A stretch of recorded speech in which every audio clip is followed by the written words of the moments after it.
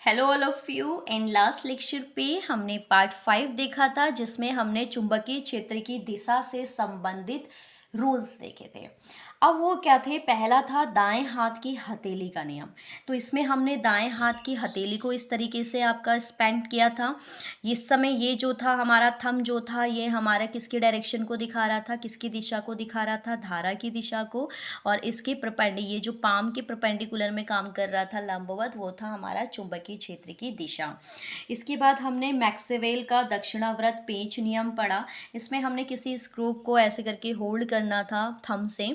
तो जैसे ही हमने अंगूठे से इसको होल्ड किया तो ये जो था इसकी निब जो थी ये दिखा रही थी धारा की दिशा को, और ये जो बैंडेड आपकी फिंगर्स है ये दिखा रही थी चुंबकीय क्षेत्र की दिशा को। तो ये हमने लास्ट लेक्चर पे किया था, और बायो सेवर्ट से रिलेटेड हमने एक न्यूमेरिकल भी यहाँ पर देखा था। ठीक है, अब हमारा पार्ट 6 जो है वो है धारावाही वृत्ताकार लूप के केंद्र पर चुंबकीय क्षेत्र की तीव्रता। ठीक है, ये याद रखना, ये एग्जाम के पॉइंट ऑफ व्यू से बहुत आपका इम्पॉर्टेंट टॉपिक है।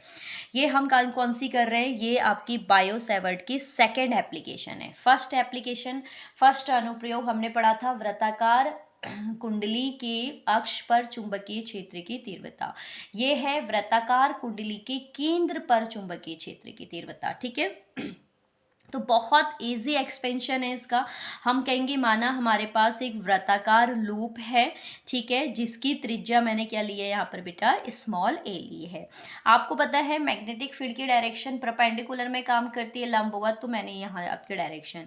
अब ये जो वृत्ताकार लूप है इसमें आई एम्पियर की धारा बह रही है। तो हमने क्या करा, इसका जो ये बाहर वाला सरफेस है इसको छोटे छोटे पार्ट्स में आप डिवाइड कर सकते हैं। जैसे यहाँ पर मैंने लिखा है डीएल, तो आप यहाँ भी ले सकते हैं, इस पे ले सकते हैं, कहीं पे भी आप लोगे तो जो बी के लिए की दिशा रहेगी वो सभी के लिए सेम रहेगी। क्लियर है?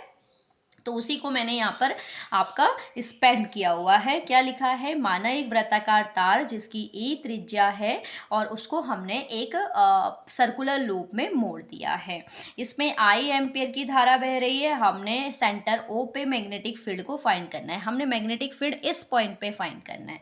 तो हमें पता है कि जब हम एक छोटा सा पार्ट लेंगे इसका, सपोज मैंने ये वाला पार्ट ले लिया डीएल, तो इससे गुजरने वाला जो चुंबकीय क्षेत्र की तीव्रता होगी, ये हमने बायो सेवर्ट के नियम से क्या पढ़ी हुई है? ये पढ़ा था हमने dB बराबर mu naught over 4 pi I D L sine theta over R square. R यहाँ पर हमने लिया है ए, तो ये हो जाएगा ए स्क्वायर। ये बायो सेवर्ट के नियम से हमने पढ़ रखा है स्मॉल पार्ट्स में कितना मैग्नेटिक फील्ड हो सकता है, कितनी चुंबकीय क्षेत्र की तीव्रता हो सकती है।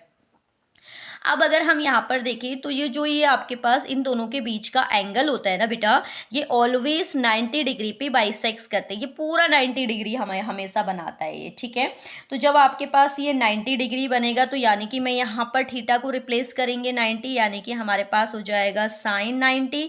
और आपको पता है साइन 90 अकॉर्डिंग टू मैथ्स किसके बराबर होता है? 1 के बराबर होता है। तो अब आप यहाँ पर साइन 90 पुट करेंगे तो ये आ जाएगा D B equals to mu naught over 4 pi I D L sine, ये आ जाएगा 90 डिग्री और ये हो जाएगा ए स्क्वायर। तो आपको पता है साइन 90 की वैल्यू क्या होती है? 1 होती है। तो यहाँ से जो डी बी की वैल्यू आएगी वो आएगी mu naught over 4 pi I D L over में ए स्क्वायर, क्योंकि साइन 90 हमारे पास हो जाएगा 1।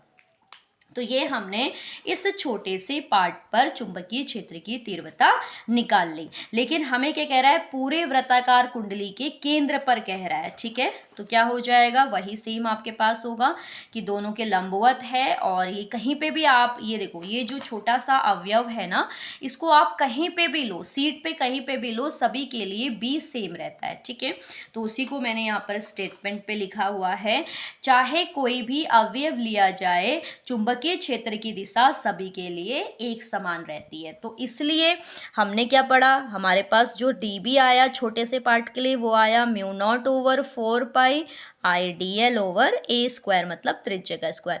लेकिन हमें पूरे उसके लिए चाहिए, तो पूरे वृत्ताकार लूप के केंद्र पर क्या निकालेंगे हम? चुंबकीय क्षेत्र की तीव्रता। तो यहाँ से B की जो वैल्यू आएगी आपके पास, B की वैल्यू क्या आ जाएगी, B इक्वस टू आएगा mu naught over 4 pi I over A square. ये तो सारी कांस्टेंट टर्म्स हैं, किसका इंटीग्रल होगा हमारे पास, dl का।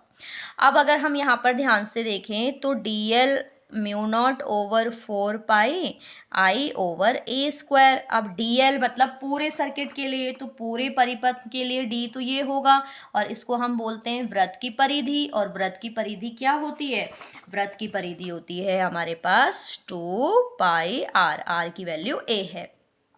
तो यहाँ से 2 पाई से 4 पाई कैंसिल हुआ 2 टाइम्स, ए से ए कैंसिल हो गया। तो फाइनली हमारे पास जो एक्सपेंशन आएगा सेंटर पे वो आएगा B बराबर mu naught over 2 into I over a.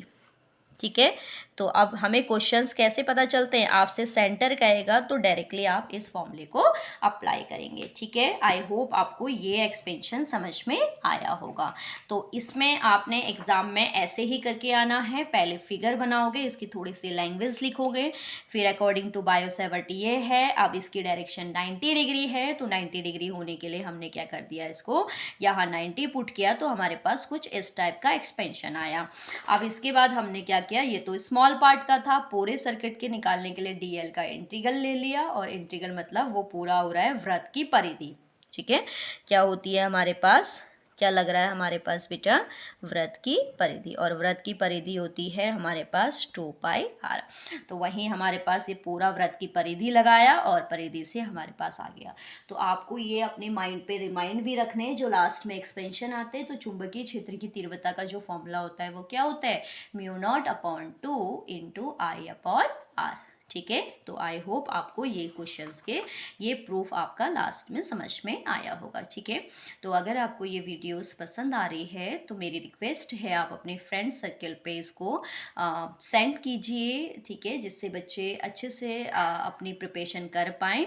ठीक है, अब यहाँ पर हमारे पास क्या है, पार्ट 6 में हमारे बायोसेवर्ट और उससे रिलेटेड जो अनुप्रयोग है वो ख़त्म हो गए हैं।